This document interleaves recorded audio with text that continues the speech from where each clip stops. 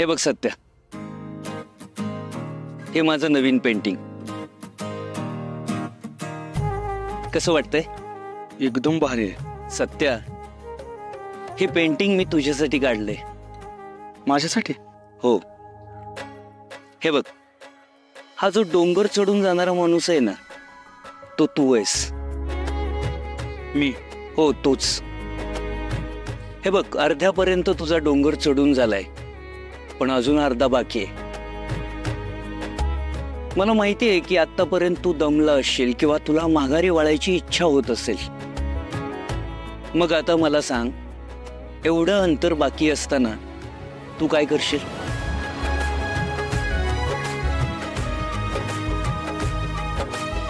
माहित नाही, पण सध्या तरी असं वाटतंय पण जिथं थांबलोय तिथंच वाटत शांत बसावं.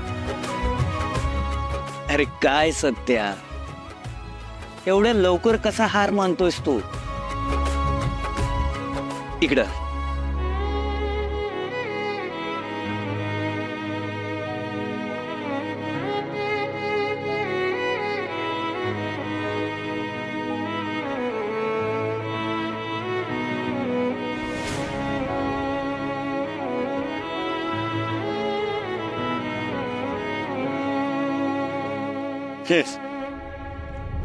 हे बघ,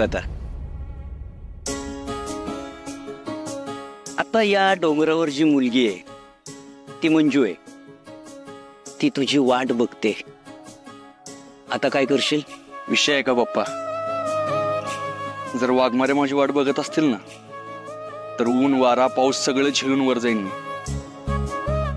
हे बघ सत्या, तू अर्धा डोंगर पार केलंयस, आता फक्त एवढंच अंतर बाकी आहे. अशी हार मानू नकोस. सत्या, माझं तुझ्यावर कधीच प्रेम नव्हतं, आणि आता तुला तुझं उत्तर मिळालंय. निघा ताई. पप्पा, वाघमाऱ्यांनी त्यांच्यासाठी डोंगर चढायचा हक्क ठेवला नाही मला. अहो, त्यांनी घरातून सुद्धा बाहेर काढलं मला. त्यांच्यासाठीच तिथे गेलो होतो मी, त्यांच्या आत्याला जा विचारायला.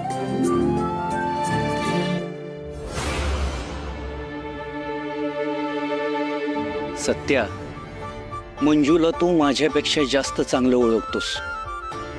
अरे तुला कळत कसं नाहीये? तुझ्या नजरेतून उतरावं म्हणून मंजू मुद्दाम असं करते. सत्या, तू असा हार मानणाऱ्यातला अजिबात नाहीयेस. सगळा सातारा तुला वाघ म्हणून ओळखतो, वाघ. आता जा आणि तुझ्या हक्काचं